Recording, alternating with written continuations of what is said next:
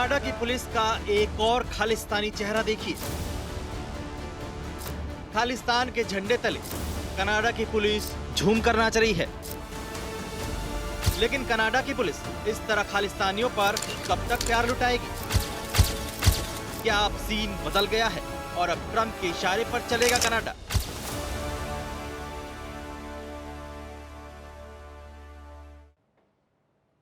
नमस्कार, मैं हूं विकास भदौरिया और आप देख रहे हैं खबर पक्की है।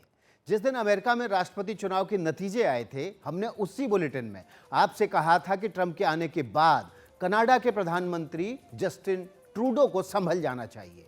हमने आपको यह भी बताया था कि ट्रूडो के लिए क्यों घबराहट भरे दिन शुरू होने वाले हैं। और आज हम आपको ये बताने जा रहे हैं कि हम जिस बात की ओर इशारा कर रहे थे ना, उसकी शुरुआत भी हो चुकी है। ट्रंप बेशक जनवरी महीने में राष्ट्रपति पद की शपथ लेंगे, लेकिन ट्रूडो सरकार को उसके साइड इफेक्ट दिखने लगे। कल तक जिस खालिस्तानी आतंकी हरदीप सिंह निज्जर को कनाडा की संसद में श्रद्धांजलि दी जाती थी, अब उसी आतंकी निज्जर के दाहिने हाथ माने जाने वाले अर्शदीप ढल्ला को गिरफ्तार कर लिया गया है। ये रिपोर्ट देखिए और गहराई से इस रिपोर्ट के मायने समझिए।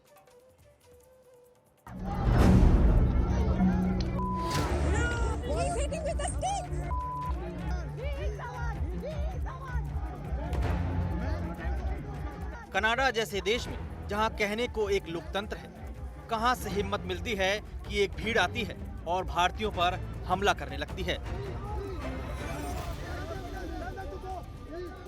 हम किसी का विरोध नहीं करते हैं, लेकिन कोई हमारा विरोध करेगा तो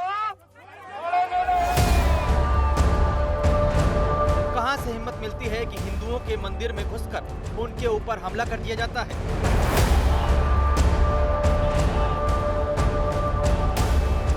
कहां से हिम्मत मिलती है कि भारत की संप्रभुता को चुनौती देने वाले झंडे इस तरह खुलेआम बुलंद किए जाते हैं।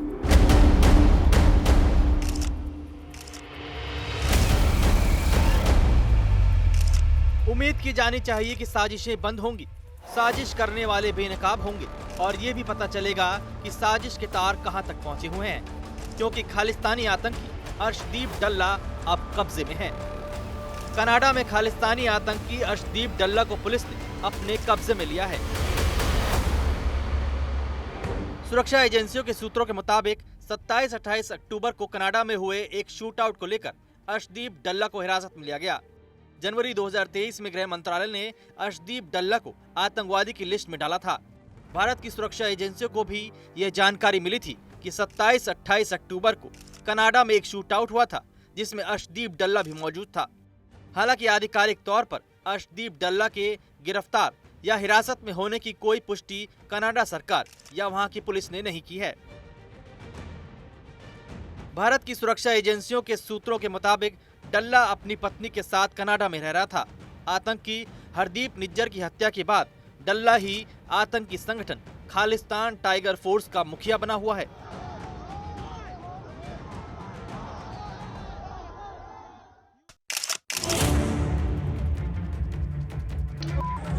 कहा जाता है कि लॉरेंस बिश्नोई का गिरोह अर्शदीप ढल्ला और उसके संगठन को अपना दुश्मन मानता है।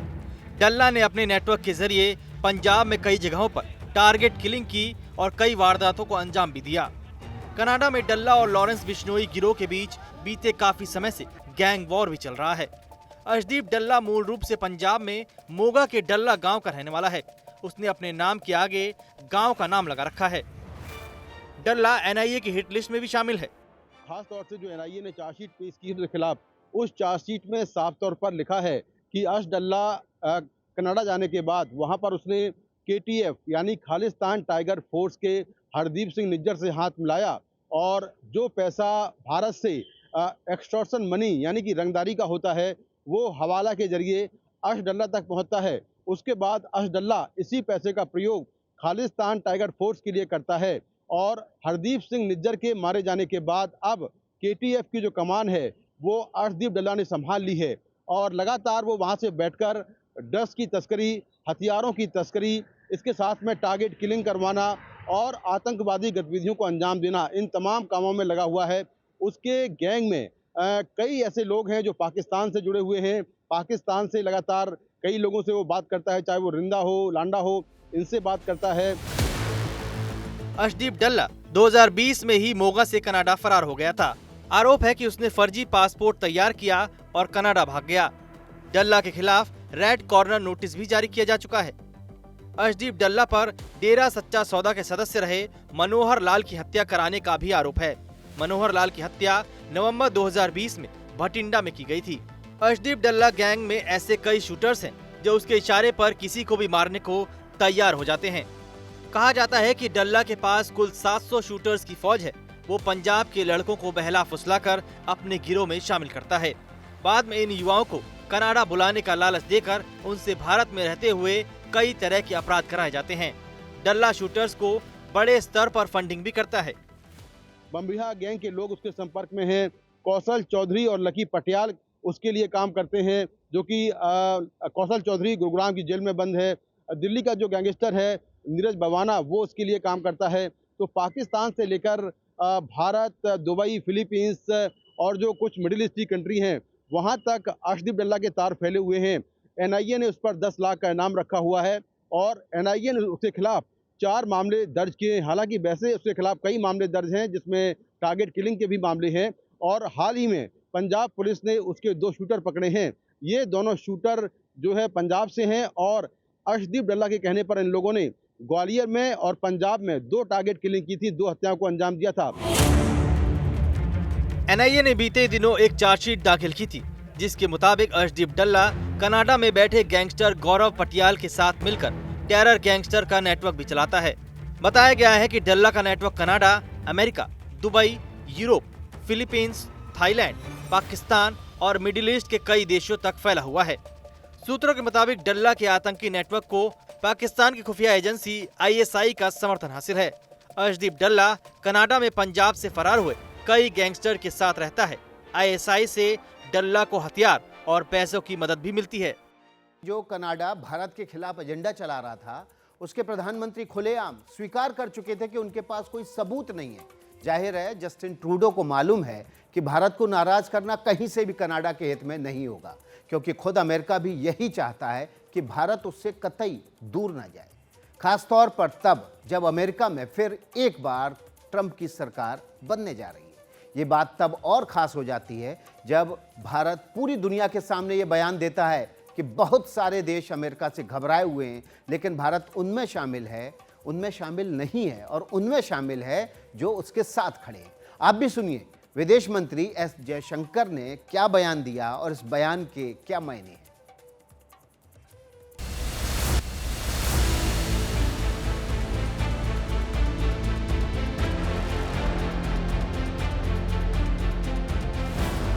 सबसे पहले आपको विदेश मंत्री S जयशंकर का बयान सुनाते हैं, जो पिछले कुछ घंटों से चर्चा में है। विदेश मंत्री से सवाल ये पूछा गया कि अमेरिका में हुए राष्ट्रपति चुनाव के नतीजों का भारत पर क्या असर पड़ेगा। Prime Minister was among the first 3 calls, I think, that President Trump took.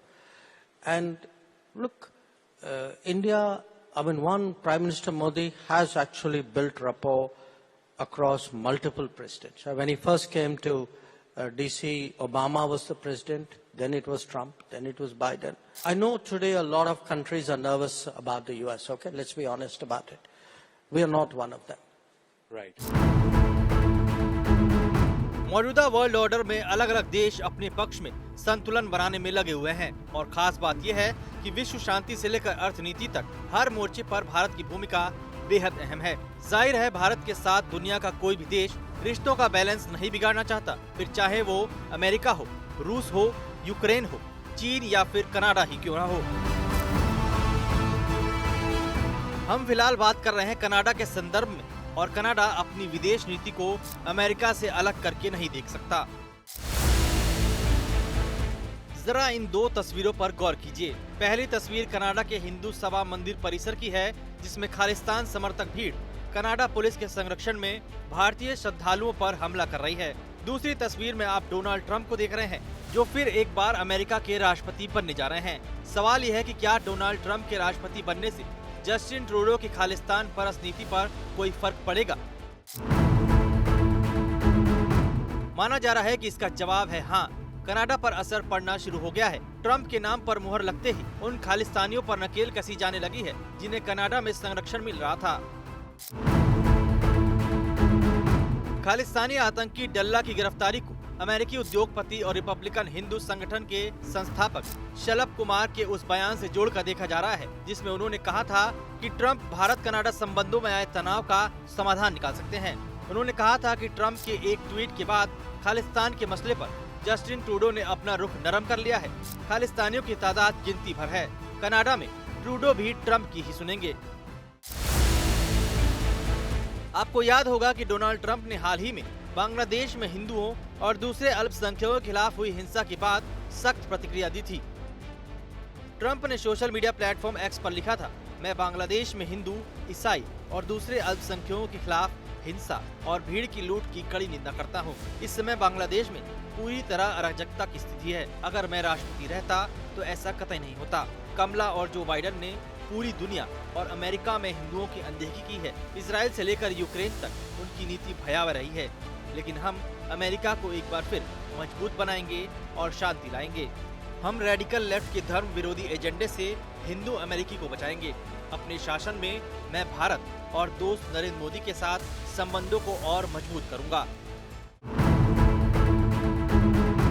ऐसा माना जा रहा है कि ट्रंप का इशारा कनाडा पहले ही समझ चुका था।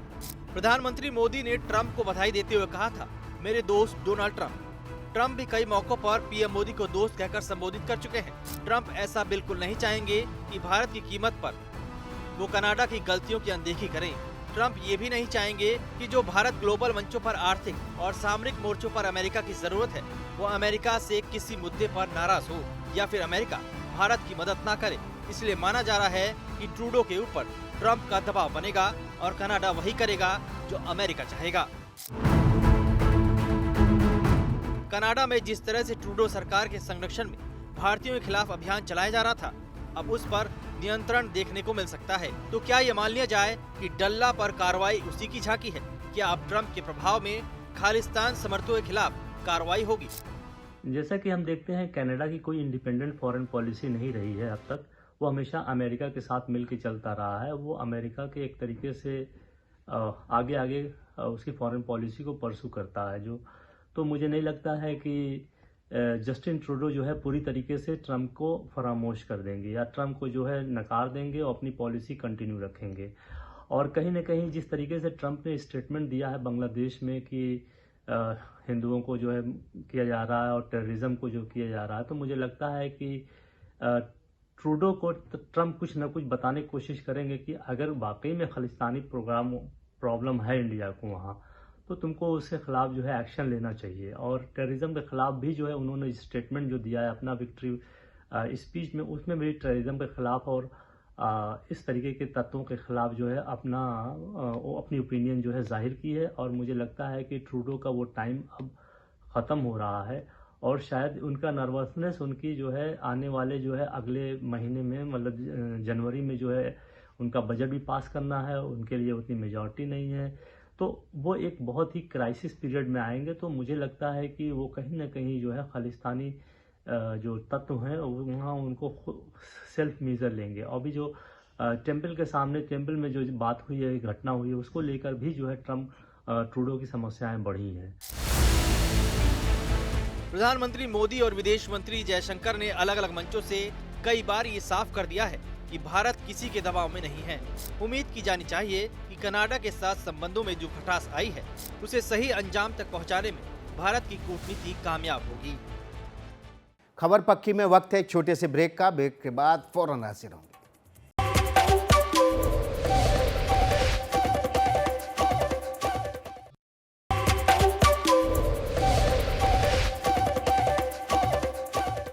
कुछ दिनों पहले घटना सुर्खियों में रही। कनाडा सरकार ने ऑस्ट्रेलिया के उस मीडिया पर पाबंदी लगा दी जिसने विदेश मंत्री एस जयशंकर की प्रेस कॉन्फ्रेंस का प्रसारण दिखाया था। दरअसल ये हरकत बताती है कि जस्टिन ट्रूडो हताशा और निराशा में है। अंतर्राष्ट्रीय मंच पर उन्हें भारत के खिलाफ किसी का साथ नहीं मिला और घर के अंदर लगातार उनकी लोकप्रियता घट रही है।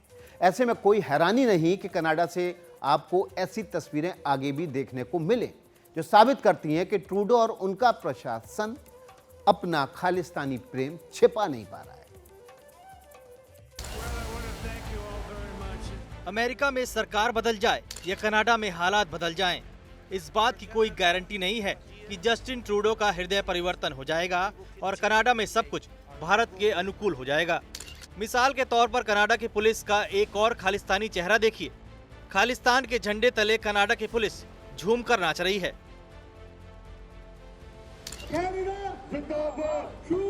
अब जरा ये वीडियो देखिए। बताया जा रहा है कि ये वीडियो 18 अक्टूबर 2024 का है। वीडियो टोरंटो का है। उस दिन खालिस्तानियों ने भारत के विरोध में प्रदर्शन किया था। कनाडा की जो पुलिस भारतीय श्रद्धालुओं को प्रदर्शन करने से रोक रही है, वो भारत विरोधी प्रदर्शनों को कैसे बढ़ावा देती है वो समझिए। इस भीड़ में खुद हरिंदर सोढ़ी भी खड़ा है। जी हाँ, कनाडा की पुलिस में काम करने वाला सार्जेंट सोही दरअसल खालिस्तानी है। वो खालिस्तानियों के साथ खड़े होकर भारत के खिलाफ नारेबाजी कर रहा है। उसके हाथ में एक तख्ती है जिसमें लिखा हुआ है कि भारत के उच्चायोग को बंद करो। यहाँ नारे लगाए जा रहे हैं, ट्रूडो जिंदाबाद, खालिस्तान जिंदाबाद। हम इस तस्वीर में जानबूझकर कुछ हिस्से छिपा रहे हैं और कुछ आवाजों को बंद कर दे रहे हैं, क्योंकि एक जिम्मेदार न्यूज चैनल होने के नाते हम आपको वो चीजें नहीं दिखा या सुना सकते जो हमारे देश के खिलाफ है। यानी एक बात तो साबित हो गई। वो बात यह है कि जो हरिंदर सोही हिंदू सभा मंदिर के बाहर हिंसक भीड़ में शामिल था, जिसे बाद में सस्पेंड किया गया, वो दरअसल कनाडा पुलिस की वर्दी में घूम रहा एक खालिस्तानी ही है। हम इसलिए कह रहे हैं कि ट्रूडो सरकार का खालिस्तानी चरित्र बदल जाएगा, इसकी उम्मीद की जा सकती है, लेकिन इसकी कोई गारंटी नहीं मिल सकती। बावजूद इसके सवाल तो बनता है, कनाडा की पुलिस इस तरह खालिस्तानियों पर कब तक प्यार लुटाएगी? क्या अब सीन बदल गया है और अब ट्रंप के इशारे पर चलेगा कनाडा?